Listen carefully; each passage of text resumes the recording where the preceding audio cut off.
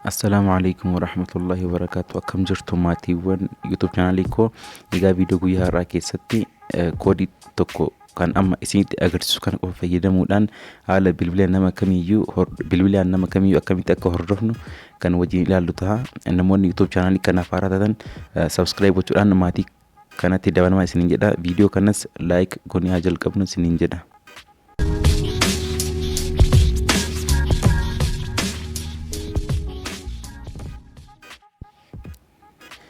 Egaa hordoftoota koo koodii nuti fayyadamnee bilbila namaa xalafnu yookiin bilbila namaa hordofnu isaan amma isinitti agarsiisu kana cinaadhaan screen irratti isiniif barreessaa achirraa ilaaltanii wanta isin itti fayyadamuu dandeessan jechuudha. Akka isiniif mul'atuuf cinaadhaan isiniif barreessa screen irratti. Egaa koodiin an guyyaa har'aa isinitti agarsiisuuf dhufe urjii 2 dhifama duwwaa 2 urjiidha. Egaa koodii kana fayyadamna.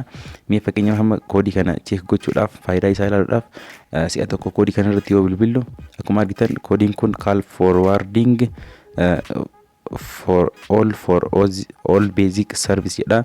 Tajaajila hundayyuu yookiin bilbila nama kamiyyuu waan fedhe yoo ta'e yookiin tajaajila hundayyuu gama bilbila kaanii yookiin siimii asirratti xalafame isinitti dabarsa jechuudha.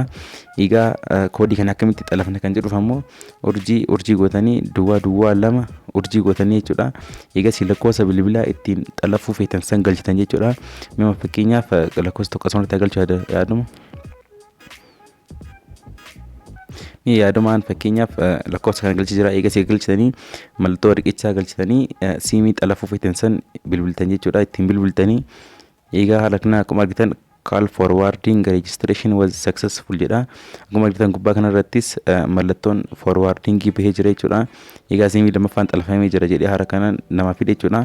Egaa akka bilbila kana ammoo yookiin bilbila keenya yoo akkanatti wanti mallattoon akkana bilbila keenya irra jiraate yookiin ofirraa hiikuu feene haala kamiin akka hiiknu isinitti agarsiisa jechuudha.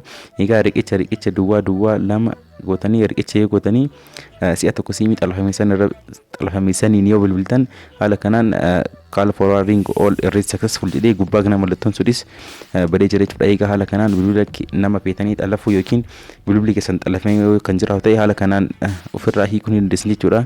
Namoonni YouTube channel keenyaaf haaratan subscribe gochuudhaan maatii kanatti dabalama. Viidiyoo kana namoota jaalataniif share gochuu akka hin daganne isin jedha. Bye bye.